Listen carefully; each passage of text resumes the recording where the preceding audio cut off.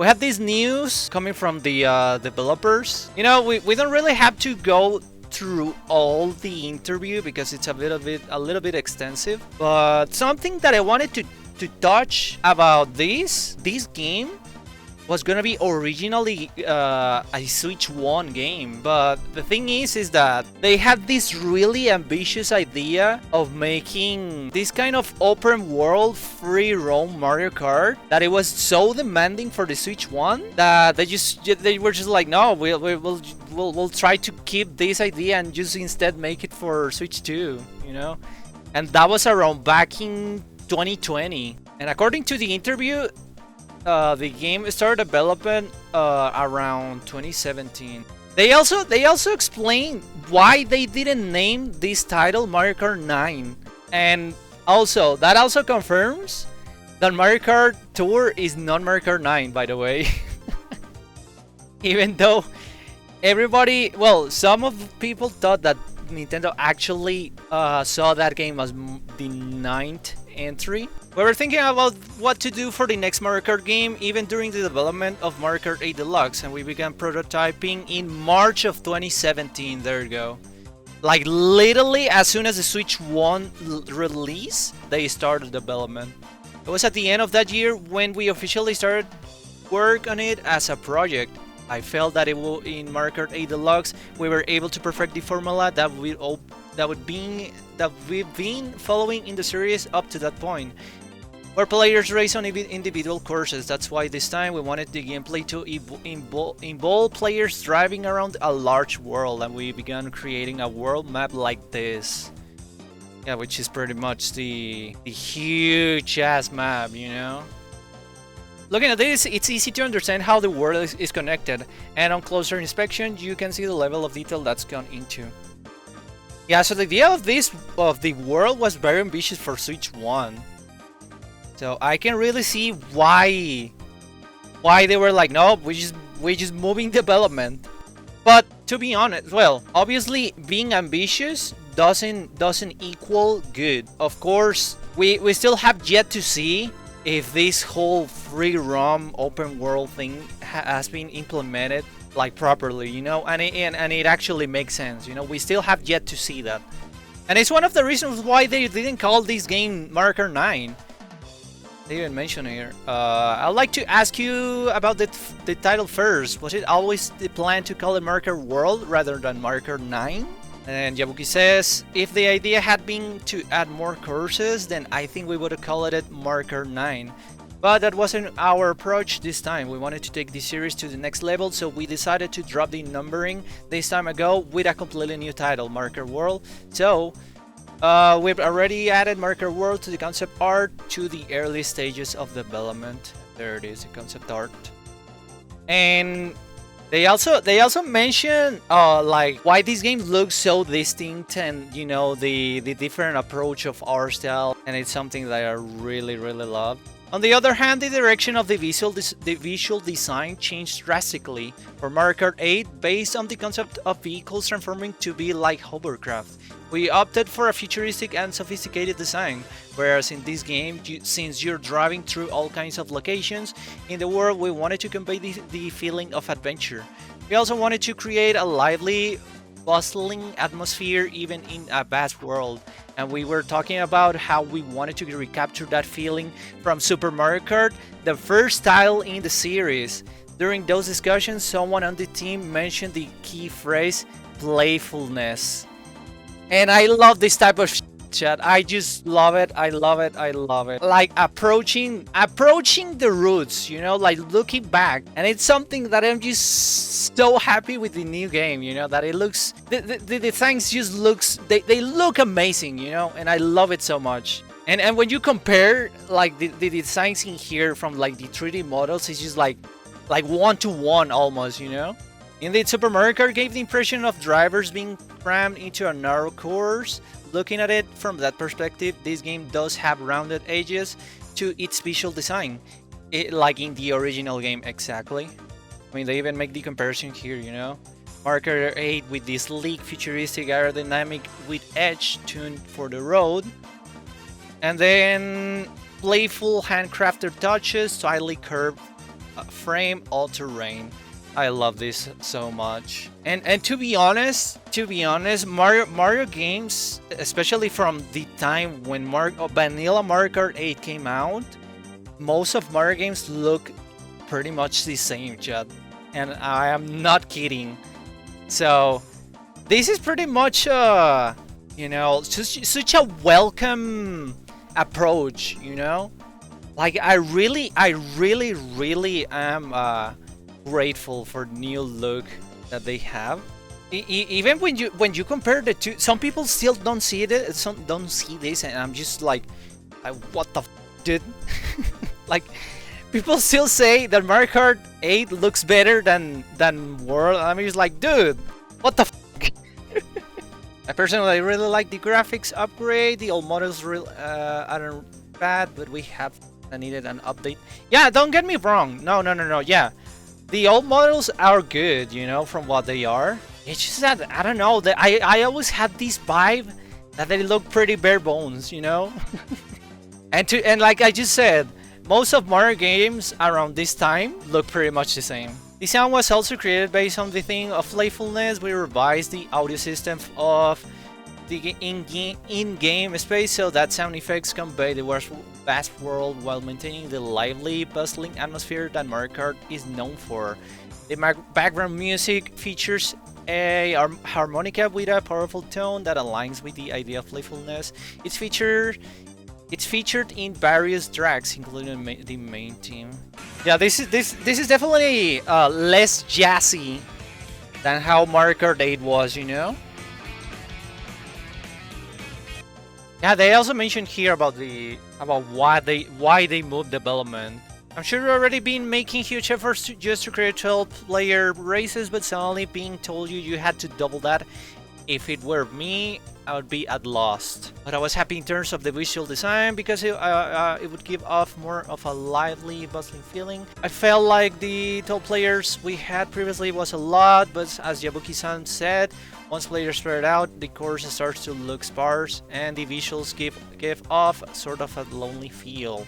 So I thought that 24 players would be better because there would be more interaction between various players. That said, it was quite challenging once we got going and the volume of design work increased, but it was worth it. When we were developing for the Nintendo Switch system, it was difficult for us to incorporate everything we wanted, so we were always conscious of what we were giving up in return. We discussed things like toning down the visuals, lowering the resolution, and we even considered dropping the frame rate to 30 FPS in some cases. It was a tough situation. Yeah, like they really stuck to their plan, Like they really wanted to make something huge, but the limitations of the Switch 1, like they were really holding them back, We couldn't give up on anything. We worked on it while kicking the can down the road in terms of deciding what to give up on. So at some point we knew it was going to get messy. But as we decided to release Mario Kart 8 Deluxe DLC, we thought that would give us a bit more time to continue development. That's when the conversation of moving it to Nintendo Switch 2 system came up, and this only opened up a bunch of possibilities of what we could do. It was truly a ray of hope. And I believe when they moved development was around 2020. Yabuki-san first brought it up around 2020. Back then we already had an idea of the next system expected specs, but it wasn't until a bit later that we actually received working development on the units. Until then, we just had to proceed with development based on provisional estimates, which is something that we discussed on Blue Sky as well, as I usually do. That, funny enough, all the Switch 2 Pro rumors from back in the day were actually legit. Yeah, and the Switch Pro, I'm pretty sure that the Switch Pro was gonna be released around 2021, 2022. But they instead went for, making it as a next-gen system, When we were developing for Nintendo Switch, we often worried whether we could find the right balance between planning and performance. Of course, the Switch system performance is sufficient for developing different kinds of games, but if we had included everything we wanted to in the game's vast world, then it wouldn't have run at 60 FPS and would have suffered from constant frame drops. I think we were a lot of people on the team who were worried about whether we could really manage it, but once we decided to release this game on Switch 2, we expected our worries to evaporate all at once. I remember being overjoyed when I discovered we could express even more than we originally set out to. And something that I like here is that they use the specs as an advantage to add more interesting things, you know? Like making the game look more playful, as they say, you know. Like I really appreciate that kind of thing.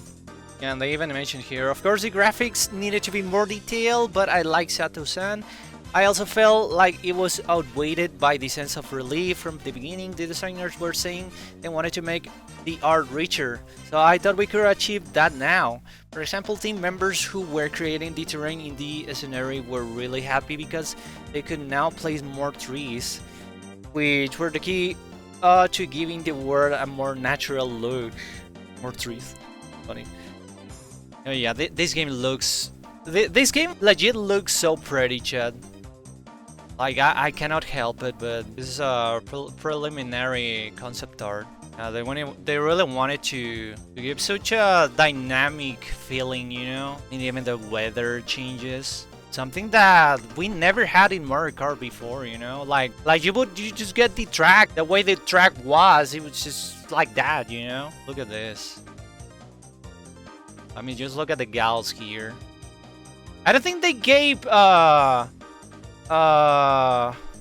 Pauline this outfit though, so I don't know, maybe it's an unlockable, I don't know. I also like this design of Rosalina. I don't think it made it to the final game though.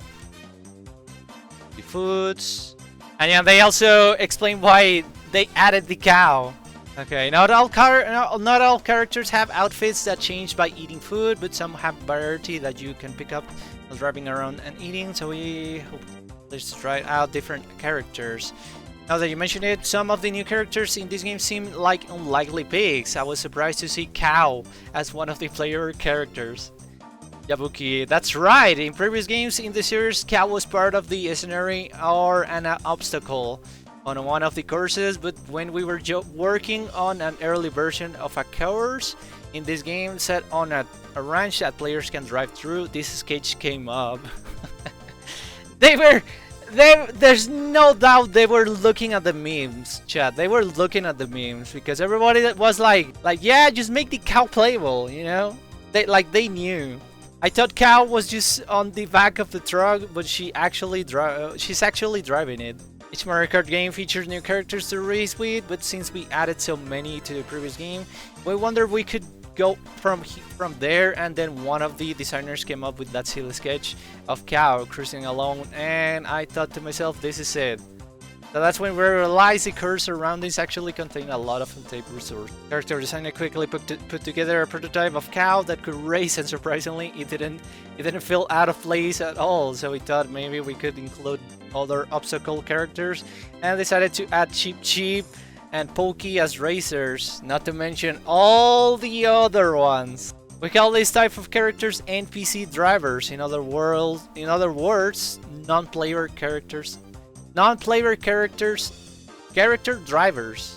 Yeah, they also mention about the missions and shit. I don't really want to show them because they are kind of spoilers. But I mean, just look at them. Look at my goat. Look at my goat, man. Look how Bowser looks, dude. Bowser hasn't looked this good in so many years. I fucking love it.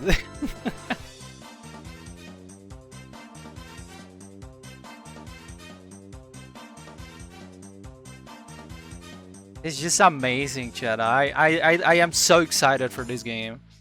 Mario Kart is a game where anything can happen. We developed this game hoping for players to experience those moments where they think to themselves, I can't believe what just happened, and I believe we achieved just that.